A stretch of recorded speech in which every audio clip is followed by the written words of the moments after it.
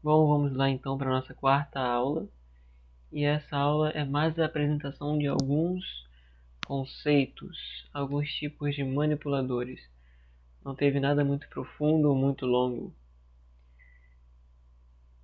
Então, vamos começar com o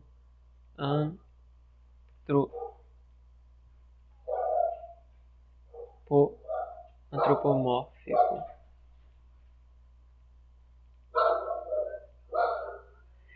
Bom, como o nome já deve te dar a entender, antropo a gente sabe que significa homem, ser humano, mórfico significa forma, né? Então, a gente imagina que o antropomórfico vai ter um pouco a ver com o movimento do ser humano. E é exatamente isso.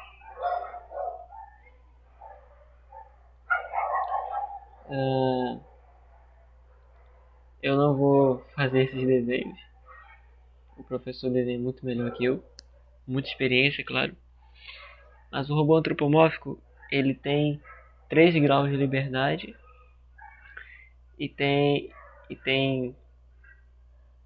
ou seja, tem 3 graus de liberdade, 3 juntas rotativas. Ele é R, R, R. Rotação, rotação, rotação. O que é isso que está aparecendo aqui? Não sei. Deixa eu ver. Beleza, então o robô antropomórfico ele tem 3 juntas de rotação. Como vocês podem ver, temos aqui um Q1, um Q2 e um Q3. Ou seja, uma revolução, revolução, revolução. Assim como o braço do ser humano, também temos esses 3 graus de liberdade.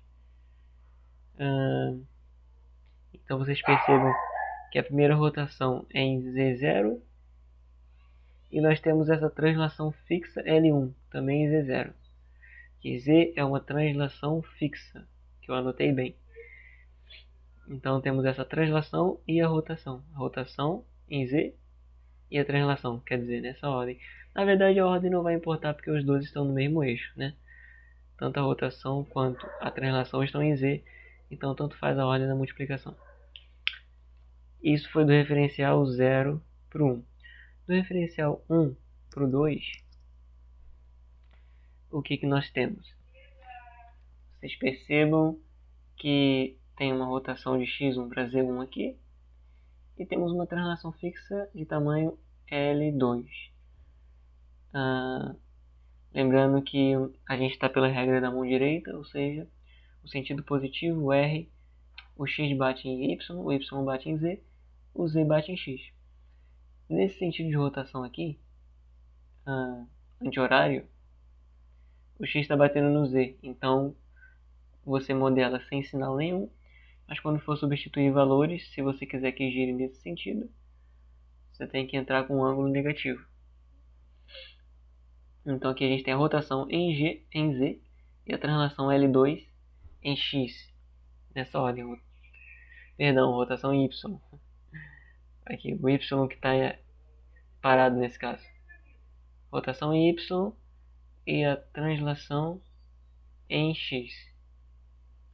E do referencial 2 para o referencial 3, temos mais uma rotação em Y e uma translação em X também de tamanho L3. Então, do referencial do manipulador antropomórfico, acredito que seja isso. RRR. Uma dica que o professor deu é sempre colocar o referencial nas juntas. Porque assim porque um dos eixos coincide com o eixo de movimento. Então, por exemplo, colocando o referencial nessa junta aqui, o movimento está coincidindo com o eixo X. Eu acho que é isso, não sei se eu entendi muito bem. Mas, basicamente, quando você alinha eixos, as contas ficam mais fáceis. Então, busquem alinhar eixos.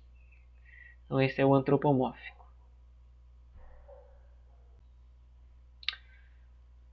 O próximo que a gente vai ver agora é um bastante conhecido também. É um manipulador cartesiano.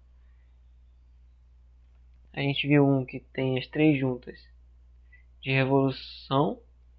E agora vamos ver um com as 3 juntas prismáticas. Então agora é o cartesiano.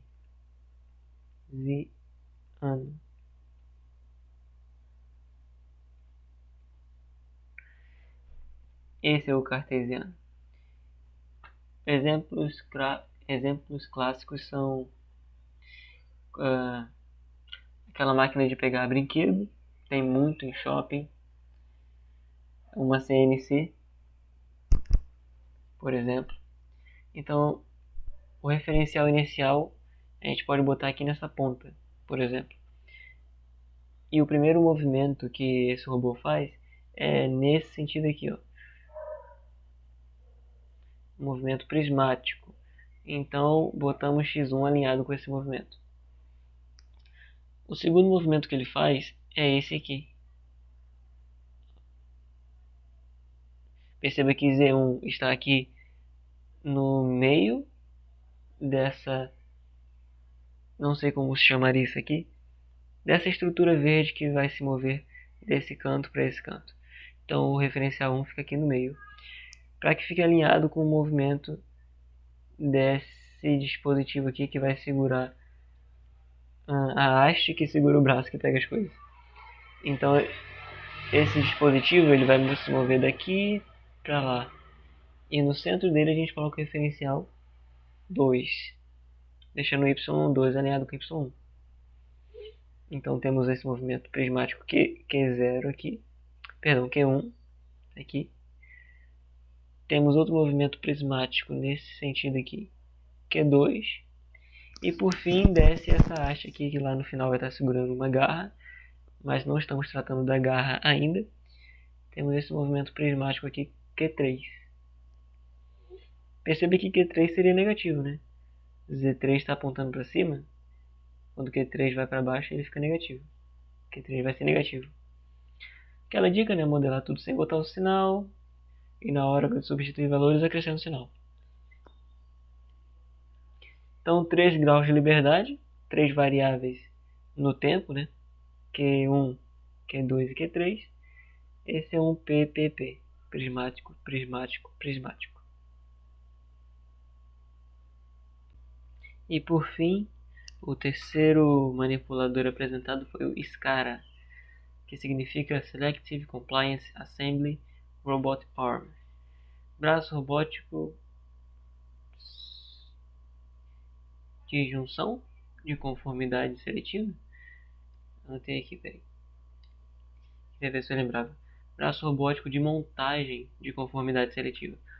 Muito usado, por exemplo, em construção daquelas plaquinhas eletrônicas, porque ele é bem estável aqui, ó. Aqui estaria uma plaquinha e ele estaria mexendo.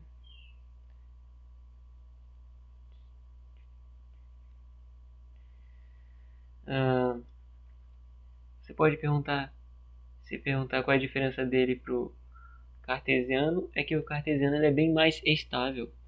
Eu poderia, por exemplo, fazer um cartesiano que coubesse em uma sala, em um cômodo. O SCARA não. O SCARA não. Por causa dessa ponta aqui, apesar de mais. E muitos outros problemas que eu ainda não sei explicar.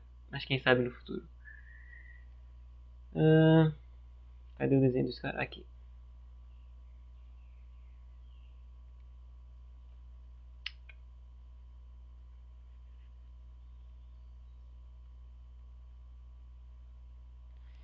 Então, o SCARA ele também tem 13 graus de liberdade. E ele é RRP. Uma junta de rotação. Outra junta de rotação. E essa aqui é uma prismática. Revolução, revolução, prismática. Esse aqui é 3, sobe e desce. E nós temos esse L1 aqui, que é apenas para dar a altura do robô.